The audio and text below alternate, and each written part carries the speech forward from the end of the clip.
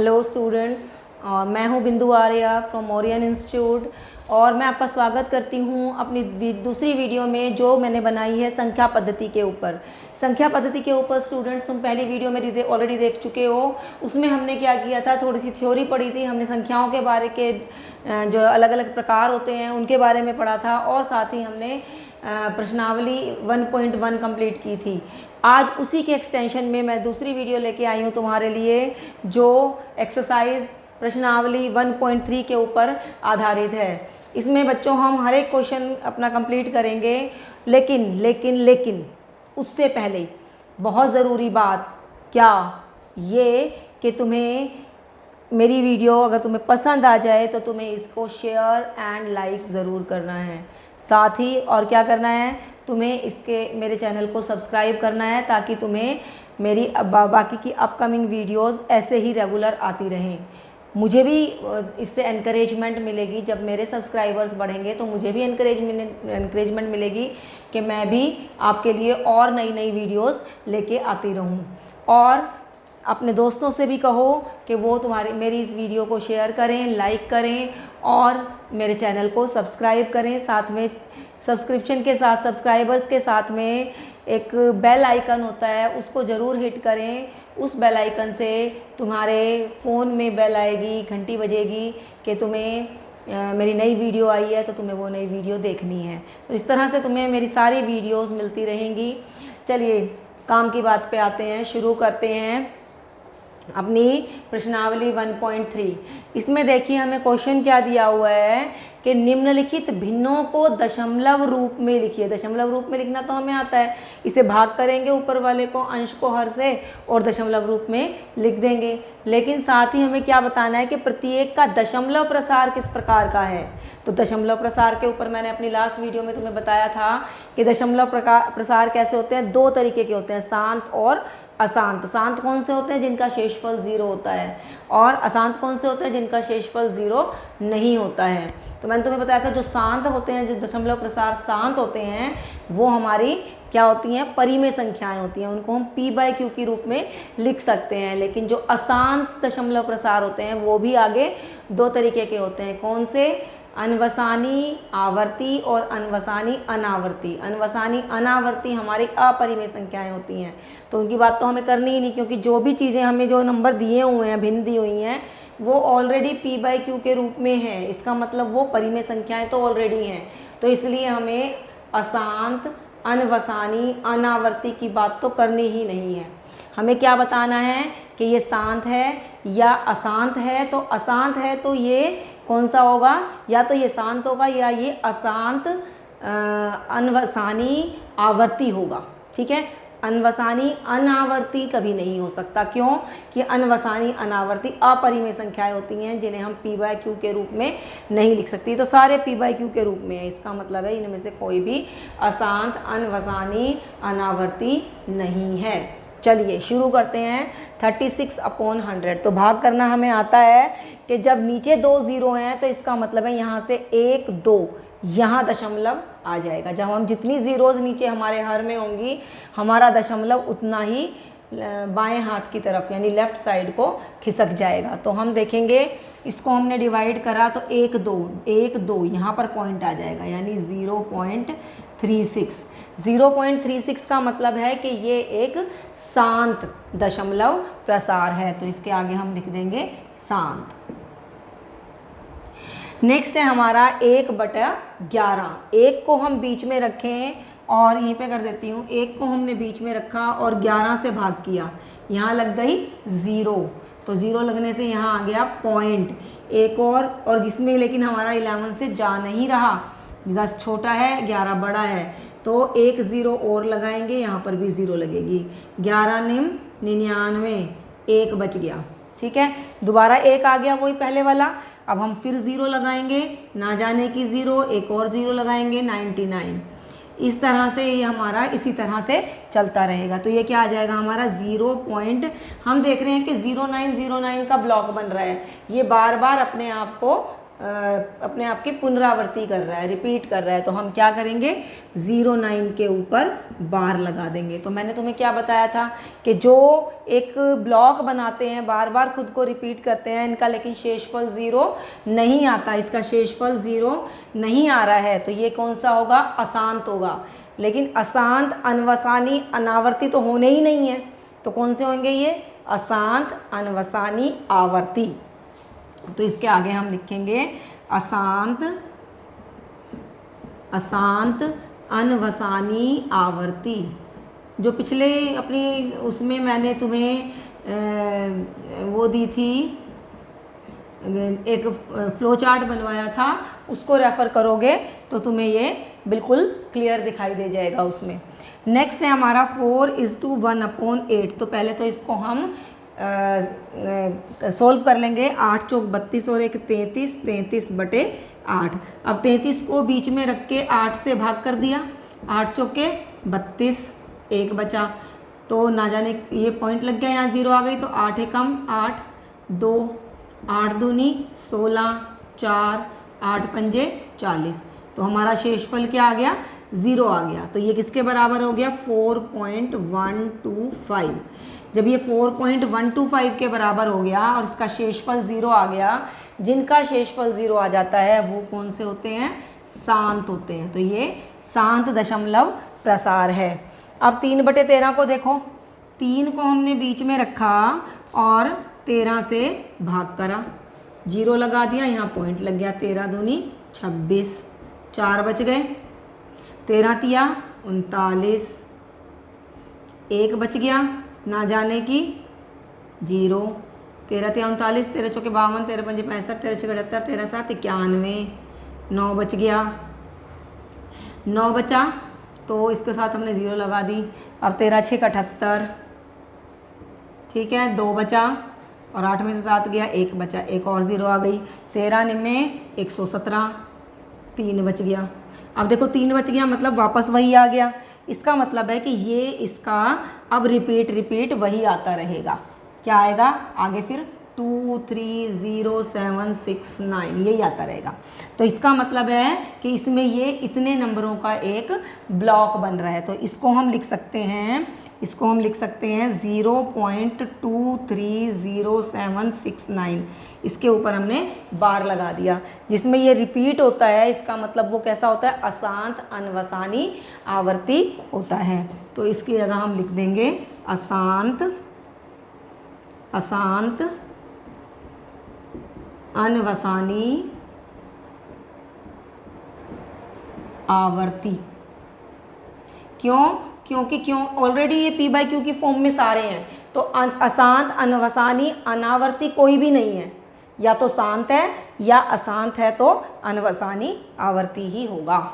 ठीक है, नेक्स्ट देखो 2/11। 1/11 की वैल्यू हमारे पास है, 2/11 को हम लिख सकते हैं 2 गुना 1/11, यानी 2 गुना 1/11 की वैल्यू हमारे पास ऑलरेडी है 0.09 बार।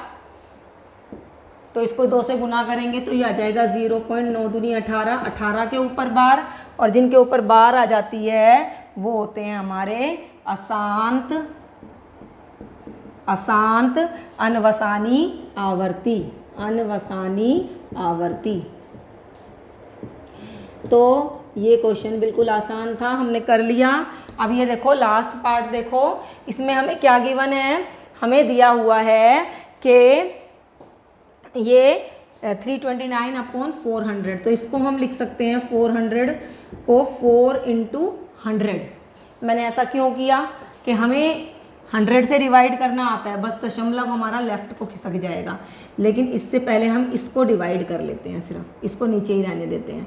329 को 4 से भाग दिया, 4 8 32, 9 नीचे आ गया, 4 दूनी 8, 1 बचा, पॉइंट लग गया, 4 दूनी 8, 4 पंजे 20। तो जब हमने इतने पोर्शन को सोल्व करा तो ये आ गया 82.25 अपॉन ये वाला 100 नीचे एज इट इज़ है। अब 100 से डिवाइड करना हमें आता है, ये दशमलव जो है जब हम 100 से भाग करेंगे तो ये दशमलव लेफ्ट साइड को 2 स्थान खिसक जाएगा। तो ये कितना आ जाएगा 0 पॉइंट ये 1 2 यहाँ आ जाएगा 8225। तो कैसा हुआ ये, क्योंकि इसमें हमारा जो है शेषफल 0 आ रहा है, इसलिए ये हमारा शांत दशमलव प्रसार होगा। तो ये मैं रफ वर्क मिटा देती हूँ। तो इस तरह से हमने ये क्वेश्चन अपना क्वेश्चन नंबर 1 कंप्लीट कर लिया। अब हम करेंगे क्वेश्चन नंबर 2। तो चलिए आपको प्रश्न नंबर 2 मैं आपको एक बार एक्सप्लेन कर दूं कि क्या है। क्वेश्चन नंबर 2 में हमें दिया है 1/7 1/7 की वैल्यू हमें दी हुई है और कह रहे हैं कि भाग दिए बिना आप ये बताओ कि 2/7 3/7 4/7 5/7 और 6/7 का क्या मान होगा। ओके, तो करते हैं शुरू हम ये अपना क्वेश्चन, और बहुत ही इंटरेस्टिंग और आसान क्वेश्चन है। 1/7 हमें दिया हुआ है 0.142857 के ऊपर बार, ये हमें दिया हुआ है। हमें निकालनी है 2/7 3/7 4/7 और 5/7 और 6/7 की वैल्यू हमें फाइंड आउट करनी है। तो देखो 2/7 की कैसे निकालेंगे, 2 गुना 1/7 ऐसे कर सकते हैं। 1/7 की वैल्यू हमारे पास है, क्या है 2 गुना 0.142857 के ऊपर बार। तो हम क्या करेंगे, इसको गुना कर लेंगे। 2 सत्ते 14, 2 पंजे 10 और 1 11, 2 अट्ठे 16 और 1 17, 2 दूनी 4 और 1 5, 2 चौक 8, 2 एकम 2 0 पॉइंट और बार एज इट इज़। तो ये हमारी 2/7 की वैल्यू हमने निकाल ली बिना भाग दिए। अब ऐसे ही 3/7 की वैल्यू हम निकाल सकते हैं। इसे हम लिखेंगे कि 3/7 को हम लिख सकते हैं 3 × 1/7। 1/7 की वैल्यू जो हमारे पास है क्या है 0.142857 के ऊपर बार गुना कर लो। 3 सत्ते 21, 3 पंजे 15 और 2 17, 3 अट्ठे 24 और 1 25, 3 दूनी 6 और 1 7, 3 चौक 12 और 3 एकम 3 और 1 4, 0.427571। ओके, अब 4/7 की वैल्यू निकालेंगे तो इसको लिखेंगे 4 गुना 1/7, यानी 4 गुना, थोड़ा सा नीचे लिख देती हूँ, 4/7 बराबर है 4 गुना 1/7। 1/7 की वैल्यू डाल रही हूँ 0.142857।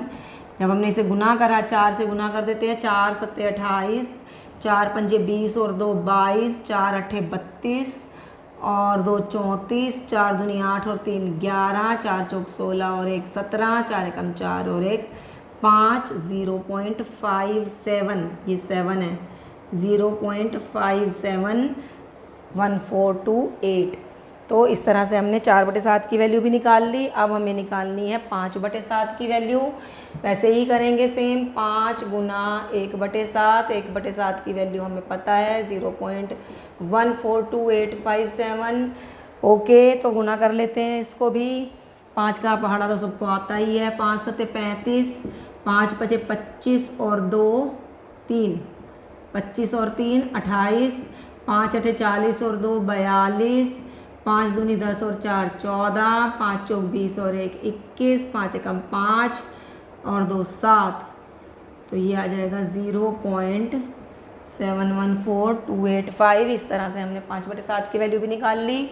ऐसे ही 6 गुना 1/7, 6 गुना 0.142857 के ऊपर बार, 6 से गुना करेंगे, 6 सत्ते 42, 6 पंजे 30 और 4 34, 6 अट्ठे 48 और 3 51, 6 दूनी 12 और 5 17, 6 चौक 24 और 1 25, 6 कम 6 और 2 8।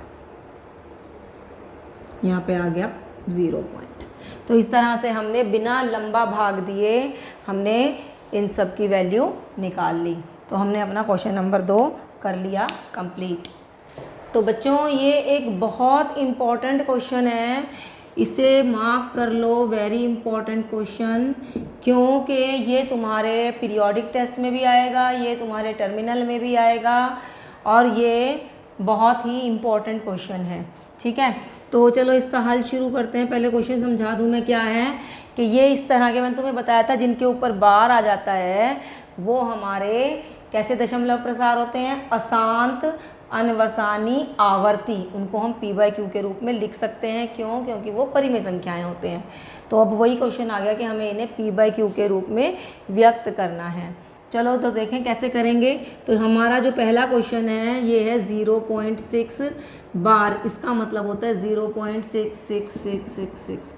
ठीक है, तो सबसे पहले हम इसी को x मान लेंगे। तो माना x बराबर है 0.6666 एंड सो ऑन। इसको हमने इक्वेशन नंबर 1 दे दिया। तो नेक्स्ट स्टेप क्या है, अगर एक अंक के ऊपर बार है तो दोनों तरफ 10 से गुना करेंगे। अगर 2 अंकों के ऊपर बार होता तो 100 से गुना करते। अगर 3 अंकों के ऊपर बार होता तो 1000 से गुना करते। तो अब 1 अंक के ऊपर बार है तो दोनों ओर 10 से गुना करने पर, दोनों ओर 10 से गुना करने पर, 10 से क्यों गुना करा है हमने, क्योंकि एक ही अंक के ऊपर बार है। तो जब हम 10 से गुना करेंगे तो ये हो जाएगा 10x और ये हो जाएगा, ये दशमलव जब हम गुना करते हैं तो दशमलव राइट हैंड साइड को खिसकता है, जब हम भाग करते हैं तो दशमलव लेफ्ट हैंड साइड को खिसकता है। तो अब हम 10 से गुना कर रहे हैं, 1 0 है 10 में, तो ये दशमलव एक स्थान राइट हैंड साइड को खिसक जाएगा। तो ये हो जाएगा 6.6666 एंड सो ऑन। इसको हमने इक्वेशन नंबर 2 दे दिया। अब हम करेंगे 2 - 1, यानी सेकंड इक्वेशन में से फर्स्ट इक्वेशन को हम माइनस कर देंगे, यानी घटा देंगे। तो 10x बराबर 6.666 ये लिख लेंगे। फिर पहली वाली लिखेंगे x बराबर 0.666। इसको लिखने का तरीका यही है, हमेशा दशमलव के नीचे दशमलव आना ज़रूरी है। माइनस कर रहे हैं तो क्या होगा कि 10x में से 1x माइनस होएगा तो 9x बच गया, और ये ऐसे ही आएगा डॉट डॉट, ये सब 0 हो गए और 6 में से 0 गया 6। तो हमारे पास क्या बच गया, हमारे पास बचा 9x बराबर 6, 9x बराबर 6। अब इसको x के लिए सोल्व कर लेंगे।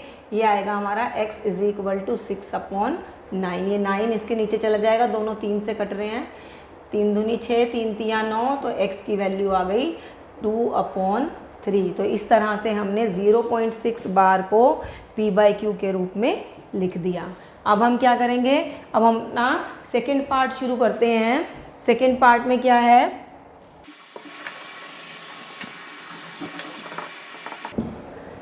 सेकेंड पार्ट में हमारे पास है नंबर 0.477 के ऊपर बार। ये जो बार है सिर्फ 7 के ऊपर है, 4 के ऊपर नहीं है। तो इसको हम x मान लेंगे कि माना x बराबर, इसका मतलब क्या हुआ कि 7 के ऊपर बार होने का मतलब है 4 तो एक ही बार आएगा, लेकिन 7 रिपीट होगा, 7 7 7 एंड सो ऑन। तो इसको हमने x मान लिया अपने नंबर को, तो ये आ जाएगा x माना x बराबर 0.477 एंड सो ऑन। ये आ गई हमारी पहली इक्वेशन। हम क्या करेंगे, क्योंकि एक नंबर के ऊपर, एक अंक के ऊपर बार है तो दोनों तरफ 10 से गुना करेंगे। तो हम लिखेंगे दोनों ओर 10 से गुना करने पर, 10 से गुना करने पर, चलो जी 10 से गुना करते हैं तो ये तो हो जाएगा 10x, और ये पॉइंट एक प्लेस खिसक के 4.777 एंड सो ऑन। इसको दे देंगे इक्वेशन नंबर 2 और 2 - 1 करेंगे। सेकेंड इक्वेशन में से दूसरे समीकरण में से पहले समीकरण को घटाने पर, ठीक है, ये हो गया। और पहला समीकरण क्या है, x बराबर, अब दशमलव के नीचे दशमलव आना चाहिए, तो 0.477 एंड सो ऑन। माइनस कर रहे हैं तो ये आ जाएगा 10x में से 1x गया 9x, और ये आ जाएगा 7 0 0, 7 में से 4 गया 3, पॉइंट के नीचे पॉइंट, और ये आ गया 4। तो हमारे पास क्या बच गया, हमारे पास बचा 9x बराबर 4.3। इसको x के लिए सोल्व करेंगे, x बराबर 4.3/9, और हम क्या करेंगे, अब ये दशमलव को ऐसे ही नहीं छोड़ेंगे, इसको हम हटा देंगे। दशमलव हटाना आता है, ऊपर से दशमलव हटेगा तो उसकी जगह नीचे 0 आ जाएगा, नीचे से दशमलव हटाते हैं तो ऊपर 0 आ जाता है। तो x की वैल्यू आ गई हमारी 43/90। ये हमारा आंसर है सेकंड पार्ट का। चलिए थर्ड पार्ट करते हैं।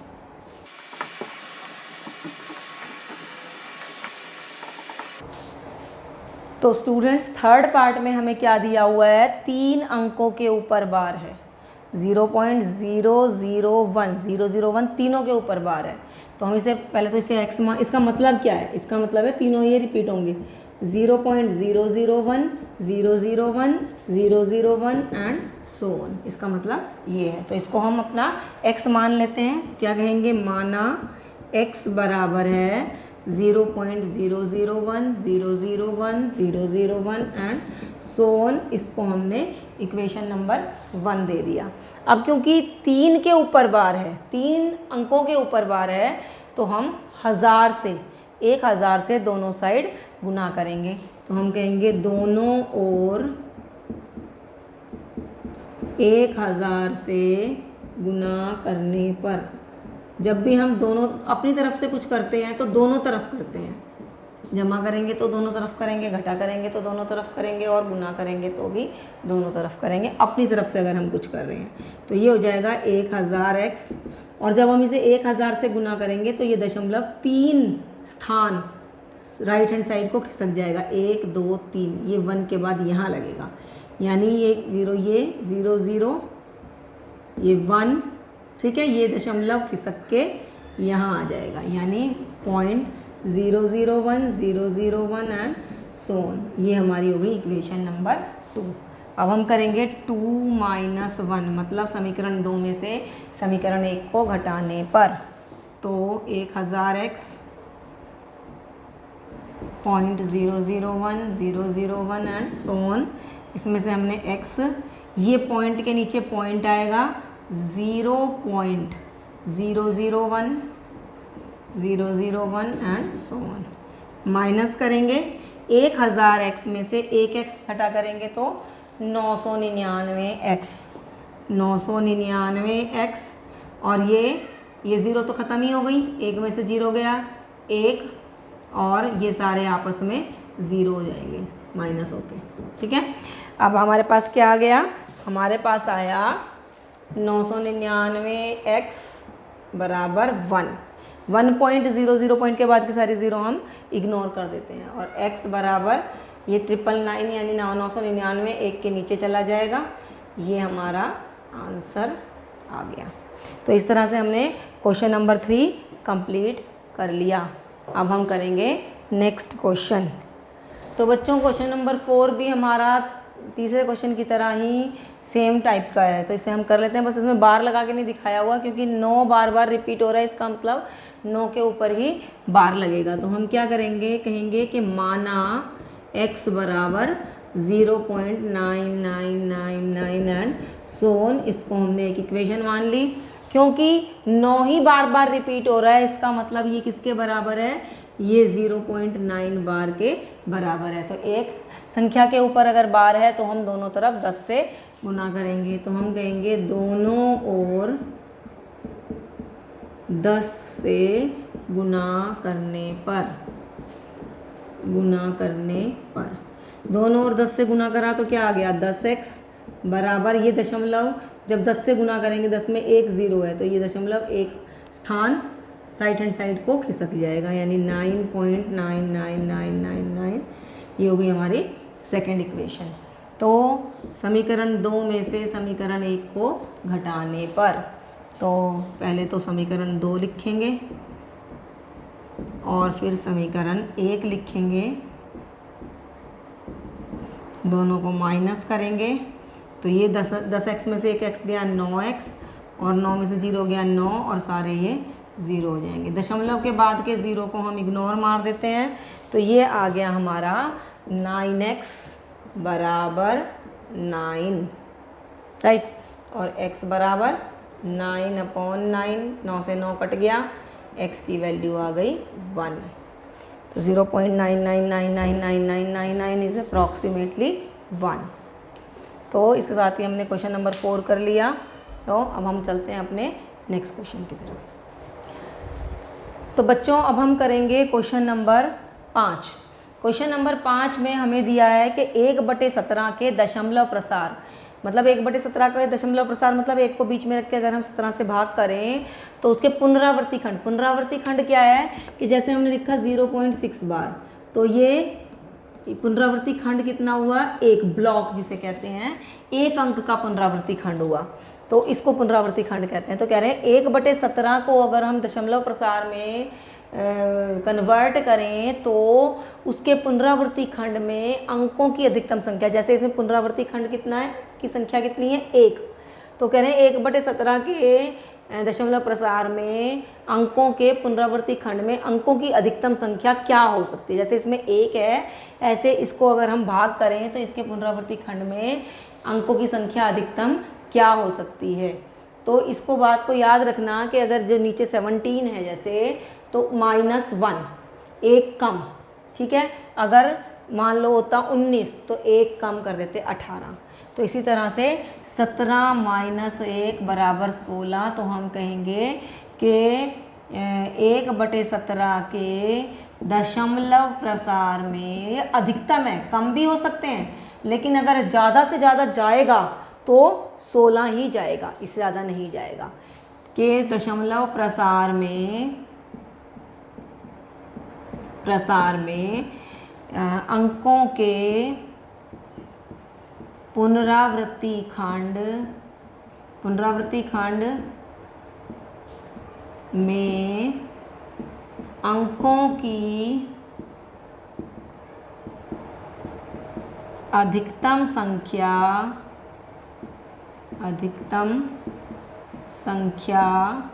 कितनी हो सकती है, 16 हो सकती है, अधिकतम, ज़रूरी नहीं है। अब जैसे हमने एक वो करा था 1/11, तो उसका 0.09 बार यही आया था, 2 ही अंक आए थे। तो लेकिन अगर ज़्यादा से ज़्यादा आएंगे तो 10, ज़्यादा से ज़्यादा, कम में तो कुछ भी आ सकता है, ठीक है, ओके। तो लेकिन हमें ये कह रहे हैं कि इसको भाग करके अपने उत्तर की पुष्टि करो, जांच करना है हमें। विभाजन क्रिया मतलब भाग के द्वारा। तो अब इसे हम भाग करके देखेंगे। हम क्या करेंगे, 1/17 को हम जब करेंगे तो इसका मतलब है 1 को हमने बीच में रखा और 17 से इसे हमने भाग करना शुरू किया। तो यहाँ 0 लगा तो यहाँ पॉइंट लग गया, लेकिन ये इसमें जा नहीं रहा तो फिर भी 0 लगेगा, यहाँ 0 लगेगा। अब 17 का पहाड़ा तो हमें आता नहीं, वही क्या करें, 17 × 5 = 85, ठीक है, 5 पे चला जाएगा, 5 × 7 = 35, 5 × 5 और 3 8, 15 बच गया। फिर 0 लगा तो 5 से ज़्यादा 17, 6 पे जाके देखो, 6 × 7 = 42, 6 × 6 और 4 10, नहीं ये तो 7 पे जाएगा, 7 × 7 = 49, 7 × 7 और 4 11, अभी भी जा सकता है ये। 8 पे देखें, 9 पे देखते हैं, 9 × 7 = 63, 9 × 9 और 6 15, 9 पे नहीं जाएगा, 8 पे जाएगा।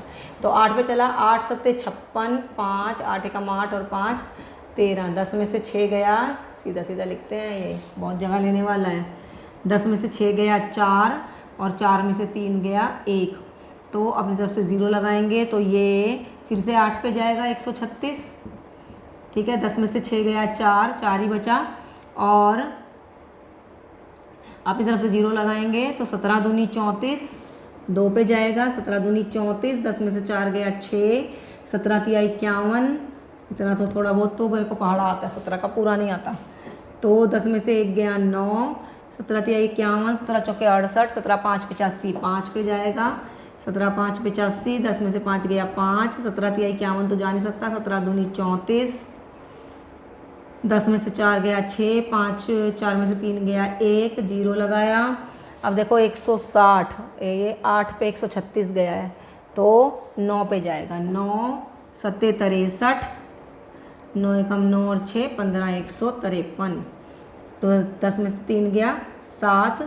चलो जी यहाँ पे आगे कंटिन्यू कर देते हैं, ये आ गया 7, अपनी तरफ से लगाया 0, 17 से भाग करा, 17 × 3 = 51, 17 × 4 = 68, 17 × 4 = 68, 10 में से 8 गया 2, 0, 17 × 1 = 17, 17 एकम 17, 10 में से 7 गया 3, 17 दूनी 34 हो जाएगा नहीं, 17 एकम 17, 10 में से 7 गया 3, 2 में से 1 गया 1, 0, 130, तो 136 तो इसमें जाएगा नहीं, तो 7 पे जाएगा, 7 7 7 49, 7 एकम 7 और 4 11, 119, 10 में से 9 गया 1, 2 में से 1 गया 1, 11 बचा, तो यहाँ पे लग गया 0, 17 5 85 और 17 छिके तो कोई जाया नहीं, 17 7 ज़्यादा बड़ा हो जाएगा, तो हम 17 7 नहीं 17 छिके जाएगा, 6 7 42 और 6 7 42, 6 कम 6 और 4 10, 110, 102 गया, 10 में से 2 गया 8 बचे, 17 5 तो 85, 17 चौके जाएगा, 17 चौके 68, 10 में से 8 गया 2, 7 में से 6 गया 1, 0। अब आ गई बात 17 7 199, 7 पे जाएगा, 17 7 119 सॉरी 119, तो 120 में से 119 माइनस करा तो 1 बच गया, अब वापस वहीं आ गए, 1 आ गया हमारा, ठीक है। तो अब ये वाला हमारा पुनरावृत्ति खंड बन गया। अब रिपीट फिर यही आएगा, तो इसको हम लिख सकते हैं कि जो हमारा 1/17 है, 1/17 कहाँ पे लिखूँ, तो बहुत बड़ा हो गया, 1/17 हमारा जो है किसके बराबर आ गया, 0.05882934294117647, तो इनके ऊपर बार, ये हमारा पुनरावृत्ति खंड इतना बड़ा बन गया। अब हम इसे गिन के देखते हैं, 16 अंक होने चाहिए, 1 2 3 4 5 6 7 8 9 10 11 12 13 14 15 16, तो इससे हमारे उत्तर की पुष्टि हो गई, हमने 16 ही जवाब दिया था। तो इस तरह से हमारा ये क्वेश्चन नंबर 5 तो हो गया, और क्वेश्चन नंबर 6 किसी काम का नहीं है, तो हम 7वां क्वेश्चन करेंगे। तो 7वां क्वेश्चन बिल्कुल आसान है, इसमें हमें ऐसी 3 संख्याएं लिखनी है जिनका दशमलव प्रसार अनवसानी आवर्ती हो। अनवसानी आवर्ती हो मतलब वो अपरिमेय संख्या है, मतलब हम उसे p/q के रूप में नहीं लिख सकते हैं। तो ऐसी हम 3 संख्याएं बड़े आसानी से लिख सकते हैं, वो ऐसी होंगी जिसमें कोई पुनरावृत्ति खंड यानी ब्लॉक ना बनता हो, बार वाला नंबर ना बने। कुछ भी ले सकते हो, 15.010010001, देखो हर बार 0 बढ़ रहा है, तो इसलिए कोई भी खंड नहीं बन रहा है, तो ये एक नंबर हो गया।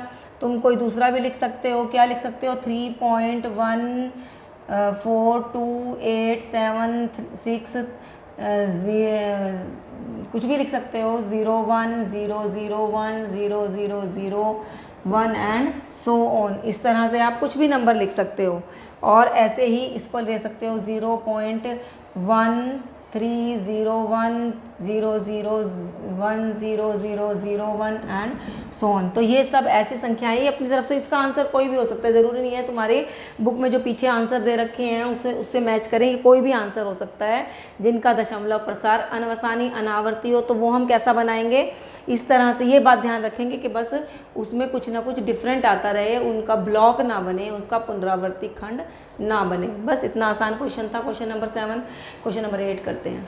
तो बच्चों क्वेश्चन नंबर 8 में देखो, तुम्हें 2 परिमेय संख्याएं दे रखी हैं, 5/7 और 9/7, 9/11। इन दोनों के बीच में तुम्हें 3 अपरिमेय संख्याएं, ये दोनों परिमेय संख्याएं हैं, इनके बीच में हमें 3 अपरिमेय संख्याएं ज्ञात करनी है। तो याद करो, तुम्हारा 1/7 किसके बराबर था, 0.142857 बार के बराबर था, ये संख्या याद भी रख सकते हो। तो 5/7 को हम लिख सकते हैं 5 गुना 1/7, बार बार भाग करके नहीं देखना पड़ेगा, ये आ जाएगा 0.142857 के ऊपर बार, ठीक है। तो अब इसे हम गुना कर लेते हैं, ये आ गया हमारा 5 7 35, 5 5 25 और 3 28, 5 8 40 और 2 42, 5 दूनी 10 और 4 14, 5 चौक 20 और 1 21, 5 एकम 5 और 2 7, ये हमारा आ गया 5/7 की वैल्यू और 9/11 की वैल्यू।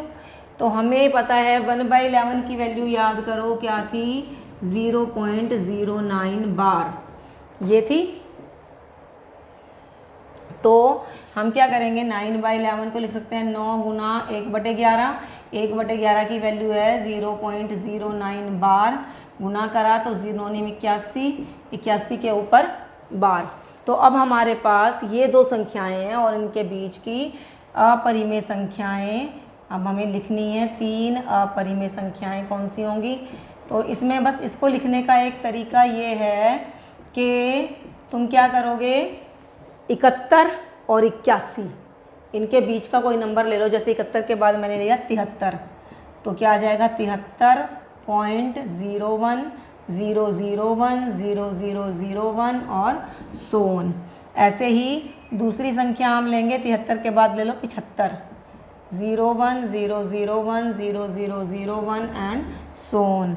और 75 के बाद ले लो 79, 81 से छोटी छोटी होनी चाहिए बस, 01 001 0001 एंड सोन। तो इस तरह से हमने 3 अलग अलग अपरिमेय संख्याएं 5/7 और 9/11 के बीच में से हमने बना दी।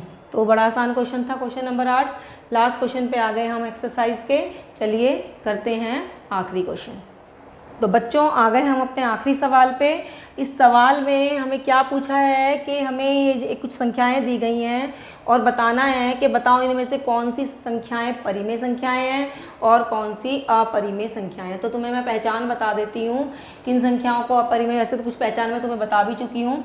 पहली ये है कि अगर अंडर रूट के अंदर हमारा अभाज्य संख्या होगी तो वो हमेशा अपरिमेय संख्या होगी। तो ये कैसी हो गई, अपरिमेय संख्या। नेक्स्ट है हमारा अंडर रूट 225। लेकिन ये किसी का अंडर रूट के अंदर अगर नंबर किसी का परफेक्ट स्क्वायर है तो उससे अंडर रूट कट जाएगा, तो फिर वो अपरिमेय संख्या नहीं रहेगी। क्योंकि 225 का अंडर रूट हमें पता है ये 15 होता है। इसे हम सोल्व कर लेंगे। तो 15 क्या है, एक परिमेय संख्या है। 15 एक परिमेय संख्या है। नेक्स्ट है हमारा 0.3796। तो क्योंकि ना तो इसके बाद डॉट डॉट लगा है ना इसके पास ऊपर बार लगा है, तो ये क्या है, शांत है। और शांत कैसे होते हैं, शांत दशमलव प्रसार कैसे होते हैं, शांत दशमलव प्रसार हमारे परिमेय संख्या होते हैं। तो ये क्योंकि शांत है इसलिए ये परिमेय संख्या है। ओके, जो नीचे वाला है 4th नंबर, इसमें देखो 7.478 तो हम देख रहे हैं कि ये हमारा पुनरावृत्ति खंड बन रहा है। 478 बार बार रिपीट हो रहा है, तो इसलिए इसे हम p/q के रूप में लिख सकते हैं। इसलिए ये हमारी परिमेय संख्या है, ये हमारा परिमेय संख्या है। और हमारा लास्ट पार्ट, इसमें हमारा कोई पुनरावृत्ति खंड नहीं बन रहा है, तो इसलिए ये हमारी अपरिमेय संख्या है, अपरिमेय संख्या है। तो इस तरह से हमने अपना ये लास्ट क्वेश्चन भी कर लिया और हमारी प्रश्नावली 1.3 आज हमने ख़त्म कर ली है। 1.4 में से पेपर में कुछ नहीं आता है, तो मैं अपनी जो नेक्स्ट वीडियो बनाऊंगी वो बनाऊंगी 1.5, जिसमें कि परिमेयकरण के ऊपर बनेगी, जो बहुत बहुत बहुत इम्पॉर्टेंट हमारी टॉपिक है। पेपर में बहुत बहुत पूछा जाता है। जितनी बार पेपर में पहला चैप्टर आएगा उतनी बार परिमेयकरण आएगा। तो परिमेयकरण मैं अपनी नेक्स्ट वीडियो में तुम्हें कराने वाली हूँ और साथ ही उसमें मैं तुम्हें घातांक भी कराऊंगी, यानी अपनी एक्सरसाइज 1.6। तो मेरी नेक्स्ट वीडियो के लिए तैयार रहना, देखना मत भूलना। उसमें हम 1.5 जो कि बहुत इम्पॉर्टेंट है परिमेयकरण सीखेंगे और घातांक के नियम यानी 1.6 सीखेंगे। इन दोनों टॉपिक में से पेपर में हर बार क्वेश्चन पूछा जाता है। तो तब तक के लिए, मेरी नेक्स्ट वीडियो तक के लिए गुड लक।